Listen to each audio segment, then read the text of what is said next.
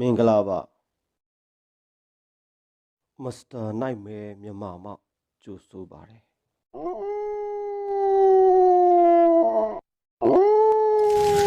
မစ္စတာနိုင်နဲ့မြန်မာမှကြိုဆိုပါတယ်တရေတစီဆိုတာတကယ်ရှိမှာပါတနေ့တော့အခါကျွန်တော်နဲ့သူငယ်ချင်းတယုံနဲ့အတူပတ်မြို့နဲ့ဝေတော့အော်ဘနီဆိုတော့နယ်မြို့တနေရာသို့ fishing trip အနီးဖြစ်နားများရန်အတူသွားခဲ့ကြသည်အော်ဘနီမြို့ဟာပတ်မြို့ကနေဆိုရင်ကီလိုမီတာအားဖြင့်425ကီလိုမီတာအကွာဝေးရှိသည်ပတ်မြို့၏တောင်ဘက်အရာတွင်တည်ရှိသည်ကျွန်တော်မှနေဖက်အဝအိထားသည့်ညင်းဖက်မနက်7နာရီလောက်တွင်သူငယ်ချင်းအိမ်သို့အရာသွားပြီးသူငယ်ချင်းအားဝင်ကြိုခဲ့သည်သူမှအင်ကြီးတရဲ့ခေါ်တစ်ခုဖြစ်သာလိုက်ခဲ့သည်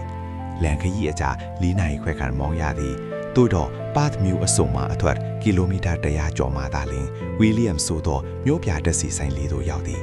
ထိုနေရာသည့်ဘေးပပလီတွေလည်းလူနီအိမ်များခက်ကျဲကျဲဟိုတလုံဒီတလုံများသာရှိသည်စိုက်ဖြူရည်နှင့်ဝေမြို့ရည်လိုကိုင်သောမြို့ပြကလေးဖြစ်သည်အလိုတစ်စိတ်သည်နေဖတ်သားကအသွာအလာများပြီးညဖက်ဆိုရင်ဟိုတစီဒီစီသာမြင်ရတတ်သည်ထိုတစီဆိုင်တွင်ကော်ဖီဝင်ဝယ်ပြီး10မိနစ်နာပြီးကားကိုစမောင်းကြသည်လမ်းတောက်လျှောက်တွင်လည်းတောအုပ်ကြီးများနှင့်လူသူမဲ့ရာခင်းများသာရှိသည်မသူတယောက်မြောက်မရှိပါလူနေအိမ်များလည်းမရှိပါအဝေးပြေးလမ်းဖိ၍ကားကိုအချိန်130ကီလိုမီတာအမြတ်နှုန်းဖြင့်မောင်းကြရသည်နေဖက်ဆိုရင်တိတ်မစိုးရိမ်ရပါညဖက်မောင်းလေသားကောင်များလည်းတတိထားရသည်အထူးသဖြင့်သားပိုက်ကောင်အကောင်ကြီးများကိုပို၍တတိထားရသည်မတော်တစားတိုက်မိလင်ကားပလက်ပြီးဆက်မောင်းနေရအစင်မပြေပါလမ်းတောက်လျှောက်တွင်လည်းကားမတော်တလာခိပြီးဒေဆုံးထားသောနေရာများကိုလည်းတွေ့ရသည်လူသေးထားသောအနှက်သားလက်ဝါးကားတိုင်းနှင့်ဘန်ကူများအားမြင်တွေ့ရသည်မနက်9နာရီလောက်တွင်မိုးမလင်းသေးသည့်အချိန်တွင်အော်ဘနီဆိုသောမြို့သို့ရောက်သည်မိုးလည်းမလင်းသေးငါးလည်းများညံအစင်မပြေသည်မောင်းနေသေး၍မက်ဒိုနယ်ဆိုင်ရှာကမနက်စားတစ်ခုခုပေါင်မုတ်ဟမ်ဘာဂါဝယ်စားကြသည်အစားအသောက်များစားပြီးသောအခါမိုးလင်းသည့်အထိစောင်းဆိုင်ရင်းကားထဲတရေအိတ်ကြသည်အိယာမဟုတ်သောကြောင့်နည်းနည်းချိုက်ချိုက်အိပ်၍မရကြပါမိုးလင်းလာသည့်ညကမြကန်းချီသို့ဆက်မောင်းကကားအားတောင်ကုန်းပေါ်ရထားပြီးသူငယ်ချင်းနှင့်အတူငါးစိမ်းများကြသည်ငါးတနေကုန်လုံးများကြသည်သို့တော့လည်းငါးတကောက်များတာမရကြပါကန်လည်းအញ្ញံဆိုးကြသည်တငါးသည့်အထီးလင်းထမင်းငန်ညီမှာတေးကြသည်ငါးမရကြတော့အခါအချိန်အားလည်းတခေဖြေညနေခင်းရောက်ရှိလာပြန်ပြီငါးမရလည်းရှိပါစေအပျော်သဘောသာတတ်မှတ်သည်သူငယ်ချင်းကိုခေါ်၍ပြန်လျံစွန့်ဖြတ်ကြသည်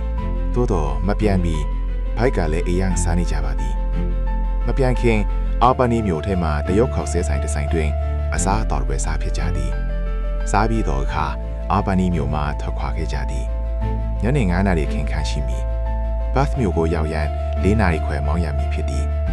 သို့တော့လန်ကူလာတွင်ရက်နာမီနှင့်ဆိုလျှင်6နာရီချီကြနိုင်သည်လာတော့ကတညာလုံးကားမောင်ခဲ့သောမိမိသည်ဖယံတင်ပန်ထားသည်နေဖက်လည်းတနည်းကိုငားများကြသည်များစွာပင်ပန်းနေပေါ်မိမိသည်လမ်းတစ်လျှောက်လုံးတွင်မောင်းလိုက်ရက်လိုက်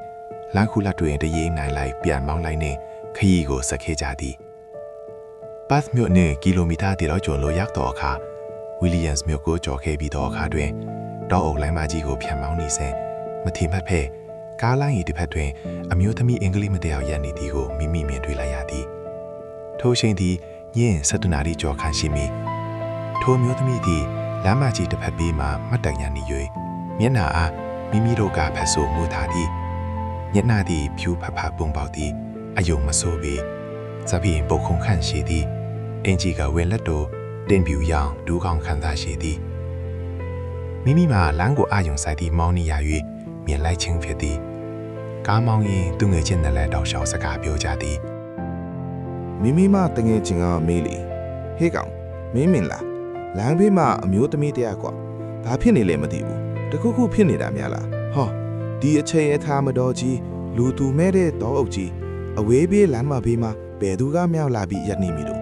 အနီးအနားမှာလည်းမြည်သည့်ငွာမှမရှိပါစိတ်ထဲတခုခုတော့တခုခုမဲဟုထင်မိသည်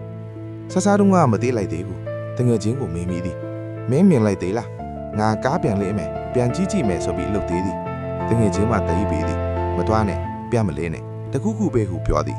ဒါနဲ့ကားကိုအရှင်ပဲလော်ဖြစ်သည်ပြန်မလှည့်ဖြစ်သေးကြပါကားကိုခီးတိုင်းစမောင်းသည်နောက်မှအတွေးဝလာတော့သည်ဒ ဒါဟာတရေမှတရေအစ်စ်မှုစိတ်သေးထင်နေမိသည်ပတ်မြို့သူပြန်ရောက်ပြီးအများသူငါပြောတာများကြားရသည်ထိုလန်းသည်ညင်းခရီးသွားသူများအားမကြာခဏကိုရောင်ထင်းပြသည်ဟုသိရသည်ထိုအနီနားတွင်ကားမတော်တာစာဖြစ်ပြီးအစိမ်းတေကြသောနေရာလည်းဖြစ်သည်ခုပြောပြပြအဖြစ်ပြသည်ပုံပင်မဟုတ်ပါကျွန်တော်မျက်စိကိုမယုံနိုင်လောက်အောင်စိတ်ချောက်ချားစေခဲ့တော့ဖြစ်ရမှန်ဖြစ်သည်တရေတီစေ6ခါညာဘူးသူများမိမိအတွေ့အကြုံအား comments မှာဝေမျှရေးစားဖို့ဖိတ်ခေါ်ပါတယ်